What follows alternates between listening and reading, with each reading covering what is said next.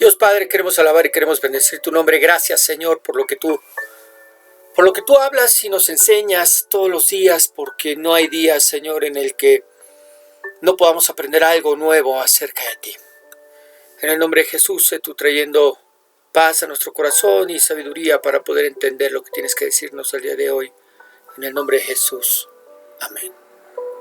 Muy bien, semana número 37. Vamos a mirar 1 Corintios capítulo 15, versos del 50 al 58. Nuestro pasaje se llama Victoria sobre la muerte. Victoria sobre la muerte. Y vamos a dar lectura. 1 Corintios 15, 50 dice: Pero esto digo, hermanos, que la carne y la sangre no pueden heredar el reino de Dios, ni la corrupción hereda la incorrupción. He aquí os digo un misterio: no todos dormiremos, pero todos seremos transformados. En un momento, en un abrir y cerrar de ojos, a la final trompeta, porque se tocará la trompeta y los muertos serán resucitados incorruptibles y nosotros seremos transformados, porque es necesario que esto corruptible se vista de incorrupción y esto mortal se vista de inmortalidad. Y cuando esto corruptible se haya vestido de incorrupción y esto mortal se haya vestido de inmortalidad, entonces se cumplirá la palabra que está escrita: sorbida es la muerte en victoria. ¿Dónde está, oh muerte, tu aguijón? ¿Dónde, oh sepulcro, tu victoria? Ya que el aguijón de la muerte es el pecado y el poder del pecado la ley.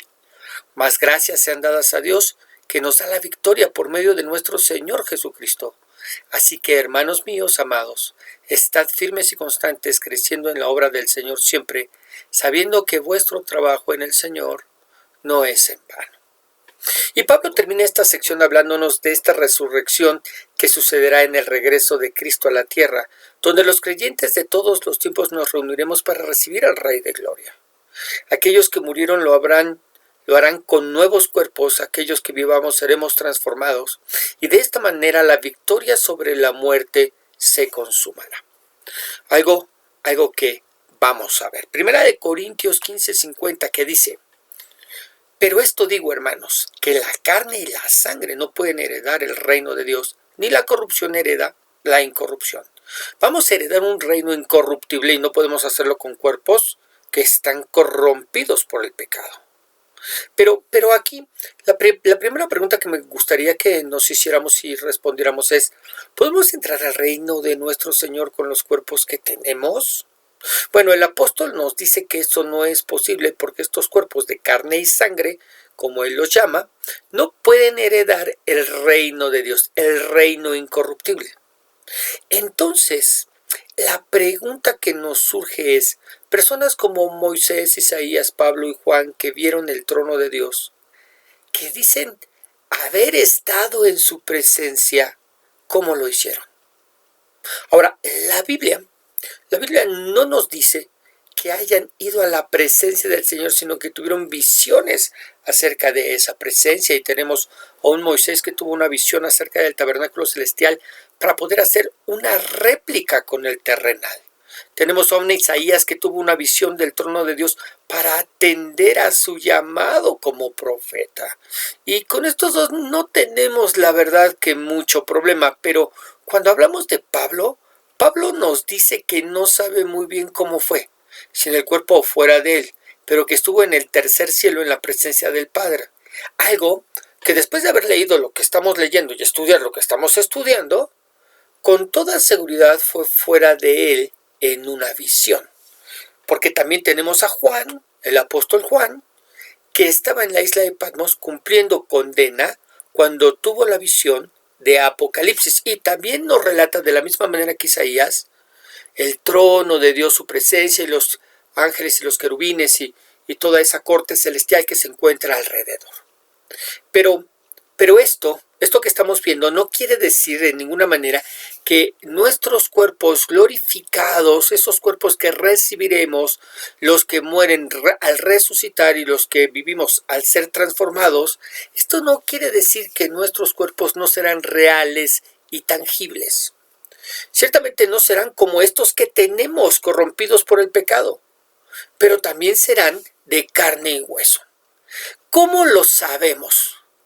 Porque una vez que el Señor resucitó, se presentó ante sus discípulos y les mostró que era ya resucitado con un cuerpo glorificado de carne y hueso. ¿Dónde dice, pastor? Lucas 24:36. Lucas 24:36. Dice, mientras ellos aún hablaban de estas cosas, Jesús se puso en medio de ellos y les dijo, paz a vosotros. Entonces, espantados y atemorizados, pensaban que veían espíritu. Pero él les dijo, ¿por qué estáis turbados y viene a vuestro corazón estos pensamientos? Mirad mis manos y mis pies, que yo mismo soy. Palpad y ved, porque un espíritu no tiene carne ni huesos, como veis que yo tengo. Ese cuerpo que tú y yo recibiremos, ciertamente no será igual al que tenemos el día de hoy, que ha sido afectado por el pecado, pero ciertamente será un cuerpo que tiene huesos y carne, o carne y huesos, de la misma manera que lo tuvo y que lo tiene el del Señor Jesús. Muy bien, verso 51. He aquí os digo un misterio, es decir, algo que no se conocía, que no se sabía, pero que ahora se va a conocer. No todos dormiremos, pero todos seremos transformados. ¿Qué nos dice Pablo? Que no todos moriremos. Porque a pesar de la cruel persecución que se dará en contra de los cristianos, de los creyentes, algunos lograremos escapar. Seremos sobrevivientes. Pero aun cuando habrá muchos que no mueran, dice, todos seremos transformados. Recordemos que los muertos en Cristo resucitarán con nuevos cuerpos glorificados, y los que seamos arrebatados seremos transformados en el aire, mudados a nuestros nuevos cuerpos iguales a los que resucitaron. ¿Sí? ¿Dónde dice eso? 1 Tesalonicenses 4:16, verso que hemos estado mirando, que dice, porque el Señor mismo con voz de mando, con voz de arcángel y con trompeta de Dios, descenderá del cielo y los muertos en Cristo resucitarán primero. Luego nosotros los que vivimos, los que hayamos quedado, seremos arrebatados juntamente con ellos en las nubes para recibir al Señor en el aire y así estaremos siempre con el Señor. Precisamente por eso nos dice en el verso 52, en un momento, en un abrir y cerrar de ojos, a la final trompeta, porque se tocará la trompeta y los muertos serán resucitados incorruptibles y nosotros seremos transformados. Esa palabra momento señala, apunta a la unidad de tiempo más pequeña e indivisible que conozcamos. Para describir lo rápido, lo fugaz que será ese momento, por eso dice en un abrir y cerrar de ojos, es decir, será fugaz, será rápido ese momento. ¿Cuál momento? El momento de su venida. De manera que este verso nos dice, con relación al regreso de Cristo, cuando menos tres cosas. Que la primera, será fugaz. Los expertos dicen que en un segundo atómico, que es la unidad de tiempo más pequeña e indivisible que se conoce, ¿no? Entonces, los expertos dicen en un segundo atómico. Lo segundo que nos enseña este pasaje es que será precedido por el toque de una trompeta. Dice a la final trompeta, porque se tocará la trompeta, ¿no? Algo que no debería extrañarnos, pues las trompetas acompañaban la vida cotidiana de Israel. Yo sé que ya hablamos acerca de esta final trompeta, pero algo que no debemos olvidar es que estas trompetas acompañaban la vida cotidiana de Israel. Al sonido de la trompeta, los campamentos en el desierto durante 40 años se levantaban o se detenían, o los ejércitos avanzaban o se retiraban en la guerra. Los reyes eran anunciados a través de trompetas y señalaba el comienzo de las fiestas. Ahora esta trompeta anunciará cuando menos estas cuatro cosas. La primera, el regreso a casa para los creyentes. Oiremos la final trompeta y sabremos que es el tiempo de ir a casa. La segunda, la entrada del Rey de Gloria en la tierra, ¿verdad? Iremos a casa, pero para alcanzar en el aire primero al Rey de Gloria. Anuncia la llegada de ese Rey de Gloria. En tercer lugar, la derrota de los ejércitos del mundo ante Cristo, ¿verdad? Algo que ya vimos que sucede en el libro de Apocalipsis, donde viene el Señor con sus ejércitos y nosotros venimos con Él. Y en cuarto lugar, fiesta, las bodas del Cordero, que serán celebradas en los cielos, algo que el mismo Señor anunció a los discípulos. Marcos 14:25 dice: de cierto os digo que no beberé más el fruto de la vid hasta aquel día en que lo beba nuevo en el reino de Dios. Cuando se celebren las bodas del Cordero, y nosotros estaremos ahí. Así que esta final trompeta de la cual nos está hablando el apóstol nos anuncia definitivamente estas cuatro cosas. Pero en tercer lugar, de este pasaje podemos aprender que nos dice lo que pasará con nosotros. ¿Qué pasará cuando suene todo esto, cuando todo esto acontezca? Bueno, los que estaban muertos resucitarán y los que estemos vivos seremos transformados. Muy bien. Verso 53. Porque es necesario que esto corruptible se vista de incorrupción y esto mortal se vista de inmortalidad. ¿Para qué es necesaria la incorrupción y la inmortalidad en el cuerpo?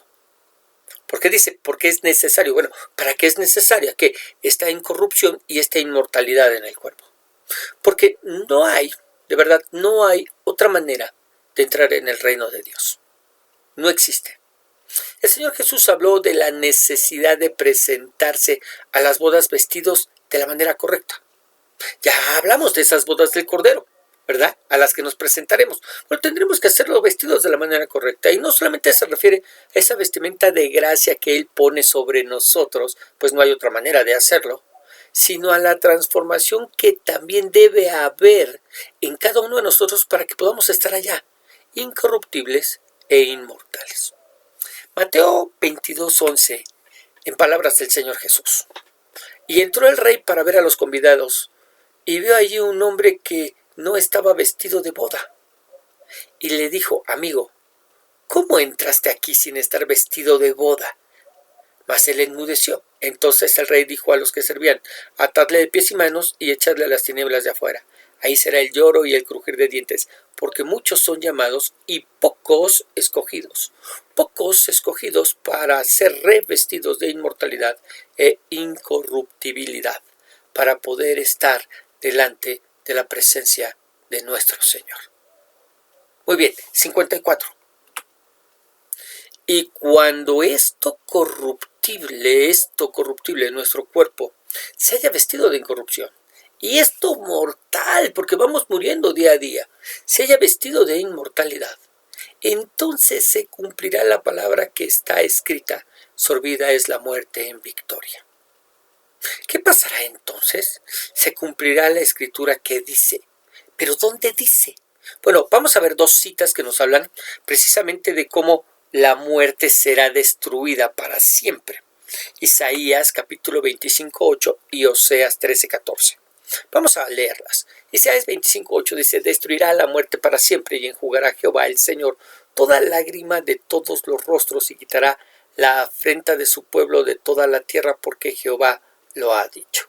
Oseas 13:14.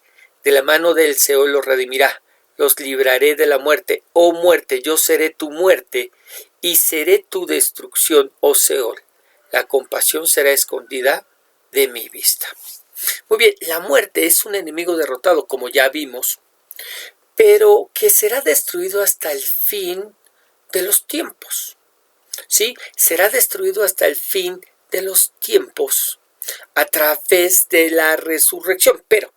Pero, vamos a ver el siguiente comentario, pero antes vamos a leer nuevamente Isaías 25:8, pero ahora lo vamos a hacer en la versión en hebreo, que dice: ha sorbido la muerte para siempre. Yahweh, Adonai, enjugará las lágrimas de todo rostro y quitará el oprobio de su pueblo de sobre toda la tierra, porque Yahweh lo ha dicho. Así es como se lee, ¿sí? en hebreo. Ahora, el comentario dice: durante los días de Pablo, el hebreo ya era un idioma muerto. Solo solía usarse en el templo judío de Jerusalén. Casi toda la gente del Imperio Romano usaba el griego como el idioma franco de su día, especialmente en el comercio, Ciertamente el griego era el idioma del mundo conocido fuera de Palestina. Este sería el caso específico de los corintios.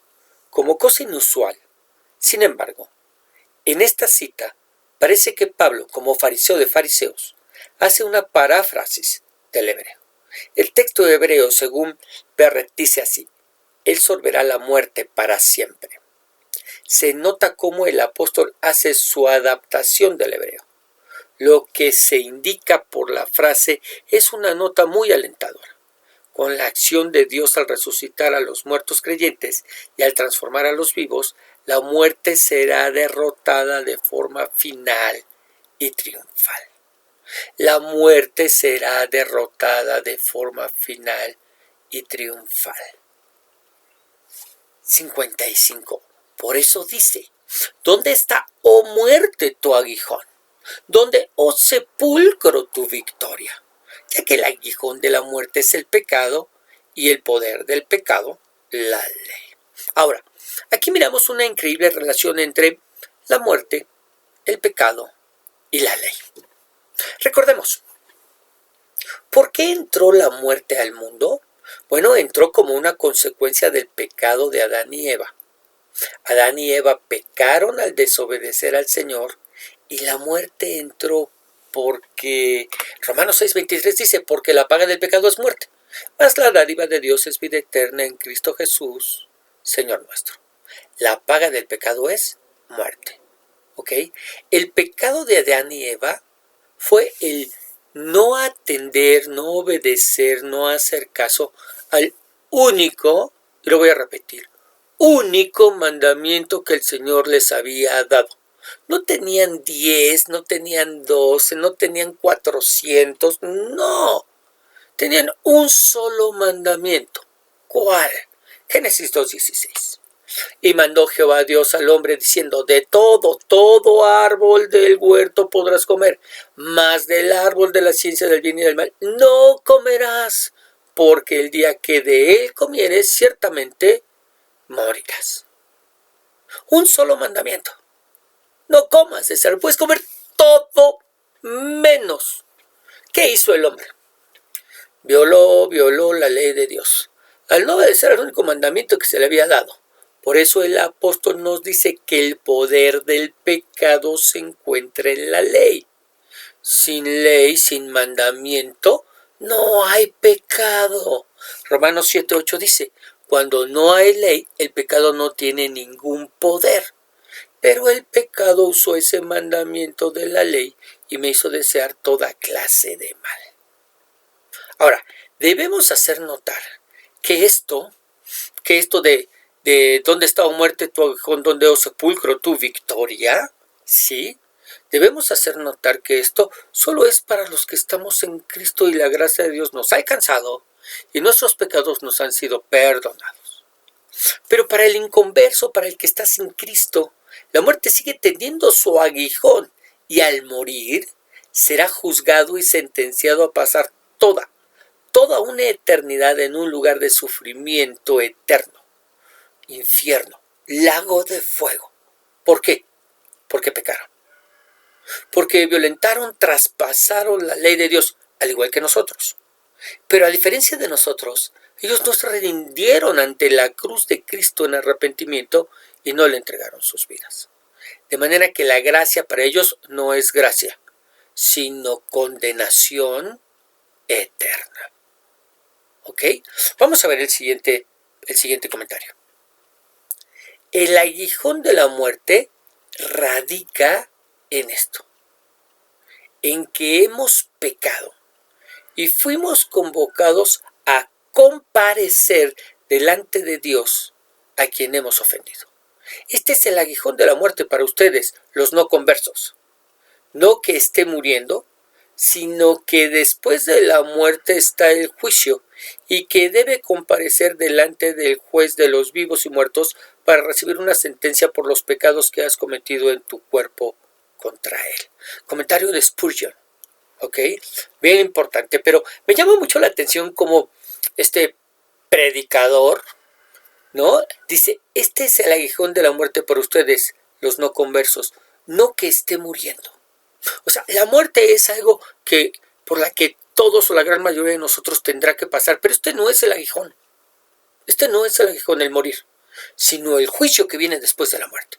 Porque está establecido que los hombres mueran una sola vez y después enfrenten un juicio delante de Dios. A eso se refiere Spurgeon. Ese es el aguijón. Se presentarán delante del juez justo que juzgará vivos y muertos para recibir una sentencia por los pecados que han cometido. No los que no cometieron, no los que cometieron otros, sino los que ellos han cometido en su cuerpo en contra de él. Muy bien. 57. Más gracias sean dadas a Dios, que nos da la victoria por medio de nuestro Señor Jesucristo. ¿Cuál es la única manera de tener victoria sobre la muerte, escapar de este aguijón de la muerte? A través del que ganó por nosotros la victoria en la cruz, Jesucristo. Y es que al mirar la historia bíblica, pareciera que Satanás, fue el que triunfó para empezar en el jardín del Edén, donde engañó a la mujer para que desobedeciera a Dios y la mujer presionó al hombre para que pecara. Después también pareció que había obtenido la victoria cuando Jesús murió en la cruz. Si no, permítame leerle este relato y dígame cuál es el sabor de boca que nos deja. Claro, si no conociéramos la historia completa, pensaríamos que Jesús, el Cristo, había sido derrotado en la cruz. Mire, Marcos 15:22 dice: así llevaron a Jesús a un lugar llamado Gólgota, que quiere decir la calavera. Allí le ofrecieron vino mezclado con mirra para calmar sus dolores. Es decir, estamos hablando de un Salvador que se encontraba preso, llevado no bajo su voluntad, llevado a fuerza, ¿verdad?, a un lugar llamado la calavera. Iba doliente, lleno de dolores, pero Jesús no quiso beberlo. Eran las 9 de la mañana cuando los soldados romanos clavaron a Jesús en la cruz. No solamente les había bastado el darle la golpiza que le habían dado, lastimarlo como lo habían lastimado. Recordemos que le habían dado 39 latigazos en la espalda y no fueron caricias, querido, sino realmente le dejaron muy, muy lastimado. Cada uno de esos latigazos había arrancado partes de su piel y dicen los que saben que inclusive hubiera podido vérsele algunos de sus órganos internos. ¿Ok? Lleno de dolores, pero además lo clavaron en la cruz. Luego hicieron un sorteo para ver quién de ellos se quedaría con su ropa, como si fuera un trofeo. Además, colocaron un letrero para explicar por qué lo habían clavado en la cruz. El letrero decía: el rey de los judíos. Jesús Nazaret Rex Judíos, ¿verdad? El rey de los judíos. Jesús de Nazaret, rey de los judíos. Junto a Jesús clavaron a 2 bandidos, uno a su derecha y el otro a su izquierda. Entre ladrones, bandidos, forajidos, ¿verdad? Pero el Padre cambió la aparente victoria de Satanás en fracaso cuando Cristo resucita de la muerte. Colosenses 2:15, Hebreos 2:14 nos dicen: Colosenses: y despojando a los principados y a las potestades, los exhibió públicamente, triunfando sobre ellos en la cruz. Hebreos 2:14: nosotros somos seres de carne y hueso. Por eso Jesús se hizo igual a nosotros. Solo así podía morir para vencer al diablo, que tenía poder para matar a hombres y mujeres. Con su muerte Jesús dio libertad a los que se pasaban la vida con miedo a la muerte. Morir para vencer al diablo. Y con su resurrección, ¿verdad?, sella esa victoria sobre estas huestes y potestades. Desde entonces, hablando de la muerte, desde entonces la muerte deberá dejar de ser, cuando menos para los creyentes, una fuente de temor. Una fuente de temor. Por eso dice Hebreos 2:15: con su muerte Jesús dio libertad a los que se pasaban la vida con miedo a la muerte. Sí, nos dio libertad de ese miedo, de ese temor. Entonces, para los creyentes, debería dejar de ser una fuente de temor la muerte. Cristo venció y algún día lo haremos también nosotros. Ahora la muerte se ha convencido en la puerta que nos conduce al reino de nuestro Señor y Padre, donde algún día viviremos para siempre. ¿Ok? Muy bien. Y verso 58. Así que, hermanos míos amados, estad firmes y constantes, creciendo en la obra del Señor siempre, sabiendo que vuestro trabajo en el Señor no es en vano. Así que gracias a que los muertos resucitan, de eso estamos hablando, ¿verdad? Así que gracias a que los muertos resucitan. En primer lugar, debemos estar firmes y constantes en la fe. Firmes y constantes en la fe a pesar de las pruebas, a pesar de las dificultades por las que tenemos que pasar en medio de este mundo. Continuando en segundo lugar con nuestro proceso de crecimiento en el Señor, leyendo, meditando y escudriñando la palabra, orando en todo tiempo, pero sobre todo trabajando en el servirnos los unos a los otros, predicando las buenas noticias porque los días son malos y apoyando en los distintos ministerios, creciendo en la obra del Señor siempre.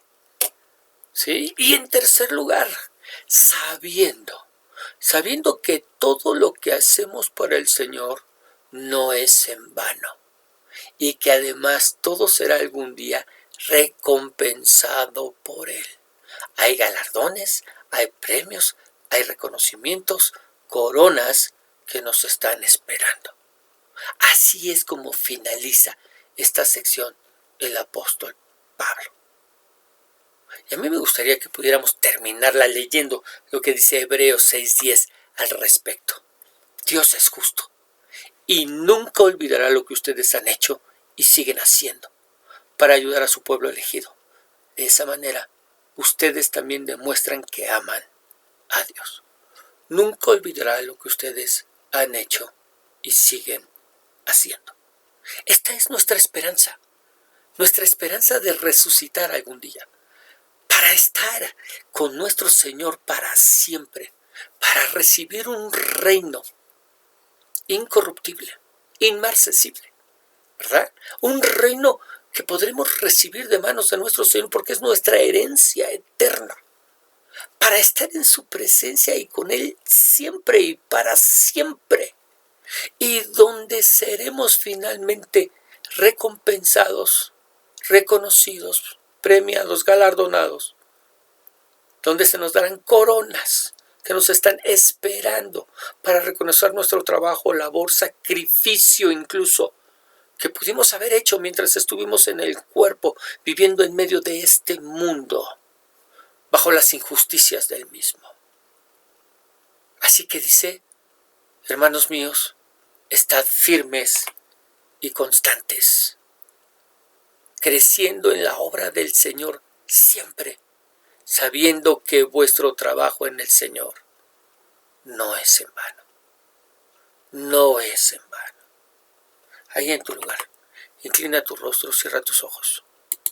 Vamos a orar.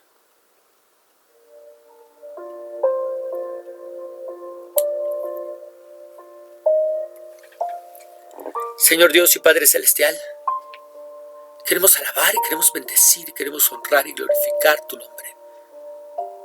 Y Dios, el estudiar estas cosas, el mirarlas de manera tan detallada y a veces tan profunda,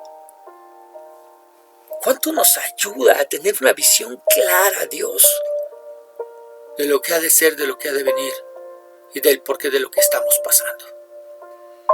Sí hay problemas, sí hay dificultades, sí hay situaciones difíciles, sí hay injusticia, sí la hay. Y muchos de nosotros somos objetos de ella.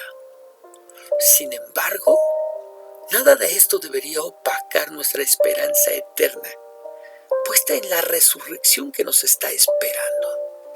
Pues ciertamente, los que muramos resucitaremos y los que estemos vivos seremos transformados, para estar contigo para siempre, para recibir no un juicio por nuestro pecado, porque por ello Cristo Jesús ya pagó en la cruz, sino para recibir una corona incorruptible, para recibir galardón, premio, reconocimiento por lo que hemos hecho en medio de este mundo y para celebrar la entrada del gran rey a este mundo, la derrota de este mundo cuando se enfrente al Señor y sus ejércitos, y las bodas del Cordero, en donde seremos especialmente convidados como iglesia, pues seremos la esposa del Señor.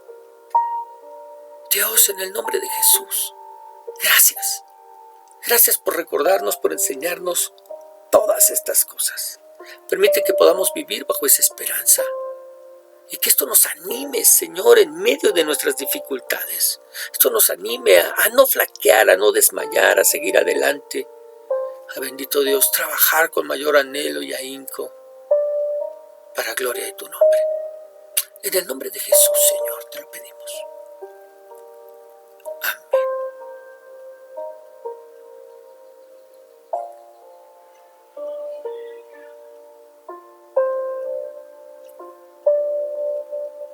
Muy bien, precioso. Que el Señor te bendiga, que el Señor te guarde, que el Señor haga resplandecer su rostro sobre ti, que sea ese Señor el que te dé paz. Recuerda que nos escuchamos todos los días a través del devocional diario y que los días domingo tenemos nuestra enseñanza dominical. Que el Señor siga bendiciendo tu vida.